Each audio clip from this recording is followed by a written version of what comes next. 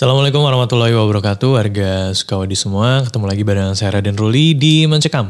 Yang kali ini akan menceritakan sebuah pengalaman dari seorang karyawan wahana permainan di sebuah mall yang cukup legend ya di kotanya. Ya mungkin warga Sukawati bisa nebak-nebak nih, mallnya di mana dan wahana permainannya apa ya. Sebelum kita ke ceritanya, warga Sukawati wajib nih untuk subscribe dulu channel ini, dinyalakan lonceng notifikasinya, kemudian di komen kalau perlu ya, dan di like kalau suka. Oh ya, jangan lupa juga di share ke teman-teman yang suka dengan cerita horor.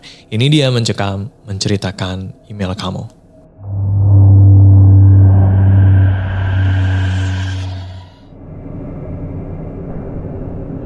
Nama saya Septian. Ini kejadian tahun 2006 ya, dimana saya waktu itu bekerja di salah satu wahana permainan yang ada di mall ya.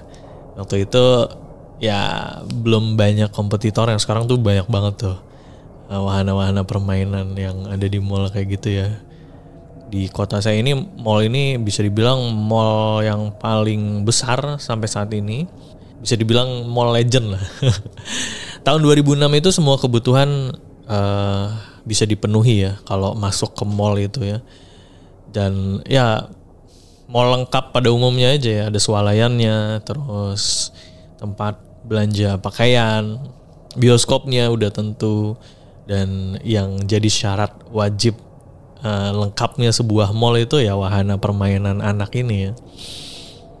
Terus saya bekerja di situ sebagai seorang supervisor yang bekerja di wahana permainan itu, dan tugas saya ya tentunya mengawasi CSA dan CSO, atau gampangnya tim di bawah saya lah ya. Kalau tim kita ini pulang jam 9 ya, tentunya saya bisa jadi lebih dari jam itu ya, karena harus merangkum semua laporannya. Ya, klasifikasi pekerjaannya aja berbeda ya. Kalau misalkan CSA dan CSO itu udah selesai jam 9, mereka pun harus ngerekap lagi. Tentunya beres-beres paling setengah 10 dan pulang bisa jadi jam 11 gitu ya. Dan saya sebagai supervisor ya tentunya jam pulangnya akan lebih lama. Kemudian di atas saya itu ada istilah di tempat kita tuh kepala toko. Jadi orang yang bertanggung jawab di wahana itu ya. Dan kepala toko ini sehari itu 2 shift ya. Ya kita semua sebenarnya 2 shift. Jadi kalau pagi sampai siang itu kasirnya perempuan, tapi kalau udah sore menuju malam ya itu kasirnya laki-laki, karena khawatir ya kalau pulang perempuan pulang malam gitu.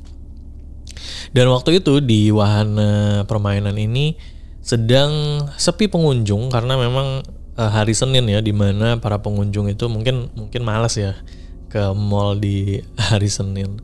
Jadi pekerjaannya juga tidak banyak, tidak chaos ya seperti weekend gitu. Jadi di ruangan supervisor itu saya sendiri ya, di sebelah ruangan saya ini cuma disekat kayak gipsum gitu loh ya. Di sebelah ruangan saya itu ruangan kepala toko atasan saya. Nah saya tuh ngedengar kayak ada ya aktivitas kayak suara kursi yang tergeser atau suara ketukan ballpoint gitu ya. Saya bisa mendengar itu, dan biasanya kalau dari gerak-gerik aktivitasnya saya bisa tebak kalau itu adalah Pak Wahyu ya, kepala toko kami. Nah terus kemudian ada suara keluar tuh dari ruangan sebelah, keluar Pak Wahyu. Kemudian saya nggak lihat karena saya di dalam ruangan ya.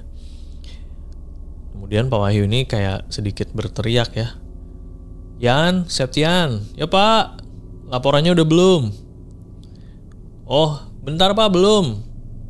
Karena kasir saya masih ngitung uang ya, jadi laporannya belum. Ya udah, akhirnya saya keluar ruangan, menghampiri si kasirnya. Saya nggak ketemu Pak Wahyu. Ya mungkin udah masuk lagi ke ruangannya dan saya juga nggak ngelihat ke dalam ya. Nah kemudian saya mendekat ke kasir ya, namanya Omai. Omai ini orangnya penakut banget ya. Ya kalau nonton horor tuh dia paling nggak mau tuh. Nah ya saya juga penakut sih sebenarnya, cuma nggak setakut Omai aja.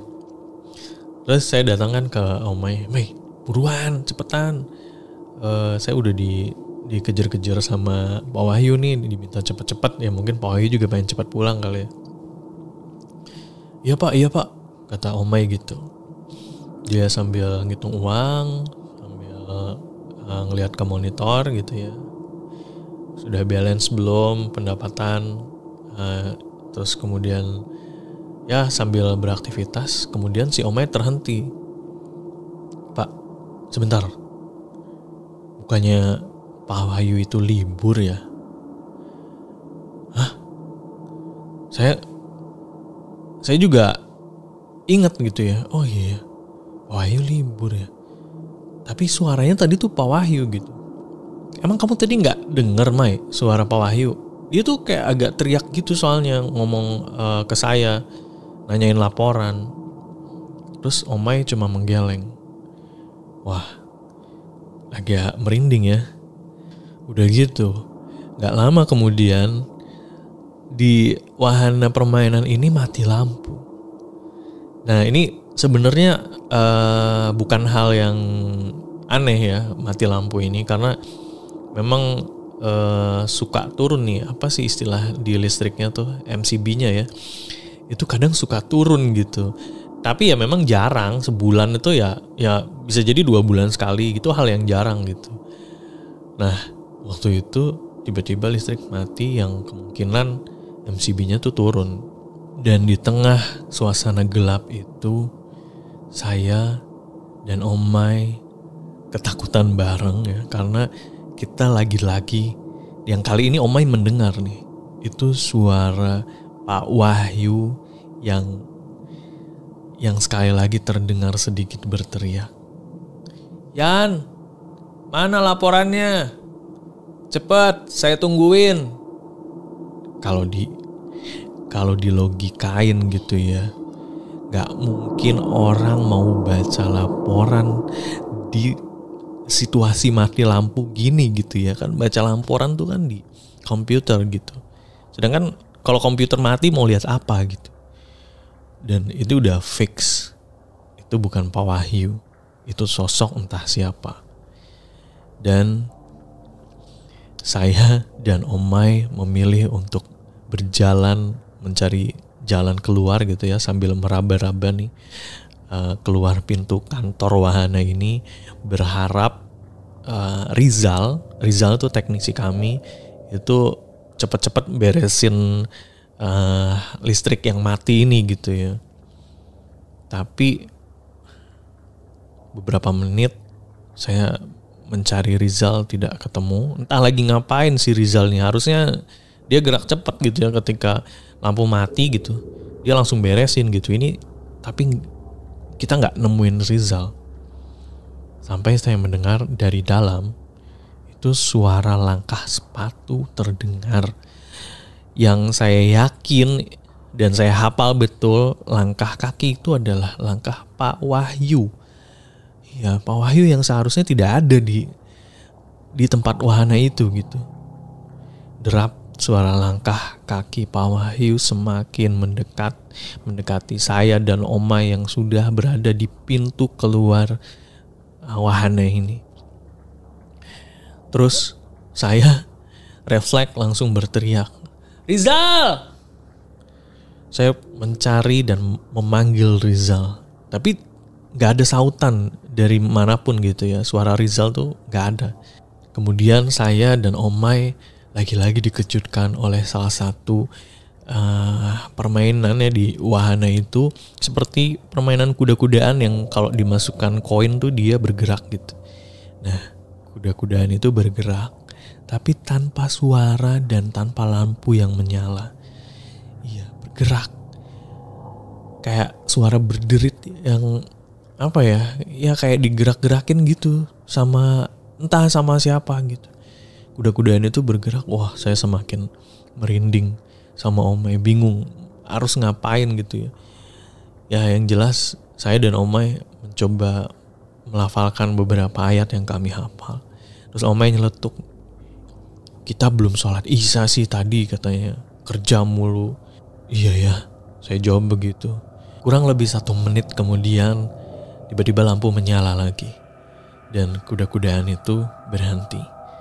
Dan gak lama saya bisa jelas melihat ada Rizal sedang berjalan mau memasuki wahana permainan ini.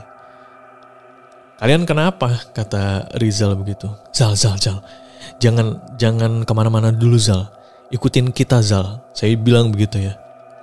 Kamu ngecek ruangan Pak Wahyu. Terus oke, kata Rizal gitu. Rizal berjalan di depan kami. Ya, saya dan Omai yang ketakutan banget yang megangin aja ke meja saya. Terus sampai kita di ruangannya Pak Wahyu, Rizal buka pintu, kemudian pintunya terkunci.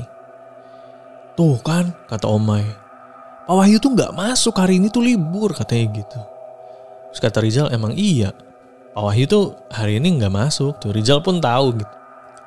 Tapi saya yang masuk dari shift siang tuh beneran ngelihat Pak Wahyu dengan aktivitasnya seperti biasa gitu. Saya yakin gitu. Tapi kenapa Rizal sama Omai ini nggak lihat? Saya nggak ngerti ya. Yang saya lihat itu emang Pak Wahyu atau emang sosok lain gitu. Akhirnya saya minta Rizal untuk nemenin kita ya, untuk nemenin saya dan Omai beresin laporan, semua beres. Ketika kita hendak beres-beres nih, ngambil tas, jaket, segala macam, mau pulang nih, kita tinggal bertiga nih ya. Tiba-tiba ada yang manggil lagi di ruangannya Pak Wahyu. Yan, Septian, mana laporannya? Wah, kami, terutama saya sama Omai ya. Kalau Rizal sih orangnya kelihatan berani banget. Dan kami bertiga menoleh ke ruangan Pak Wahyu. Jadi di pintu bagian atasnya itu transparan ya. Artinya kaca.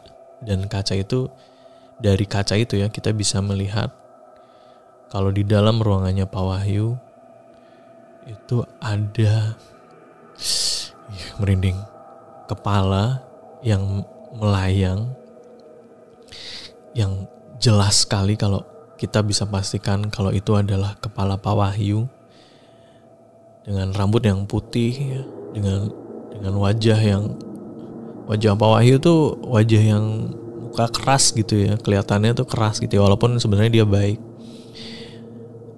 Ya, semuanya lengkap gitu, kepalanya tidak terlihat mengerikan sebenarnya, tapi ya cuma kepalanya aja. Wah, kami bertiga tidak menghiraukan itu, langsung matiin lampu ruangan wahana itu ya. Kami bertiga pulang. Keesokan harinya, Pak Wahyu yang beneran Pak Wahyu itu masuk ya. Dan saya iseng nanya ke Pak Wahyu, Pak, kemarin tuh saya lihat Bapak di sini gitu. Enggak kok, saya libur ada keperluan keluarga, kata Pak Wahyu gitu. Terus saya tanya, emang Bapak gak pernah ngalamin sesuatu ya di ruangan Bapak? Emang apa, kata Pak Wahyunya? Nih Pak ya, saya bilang gini, nih Pak ya, saya, Omai, sama Rizal, Bapak bisa tanya sendiri nih, 3 orang Pak ngeliat ada kepala melayang di ruangan Bapak, dan itu kepala Bapak gitu. Tapi ya gak ada badannya, melayang-melayang gitu aja gitu. Terus si Pak Wahyu ketawa.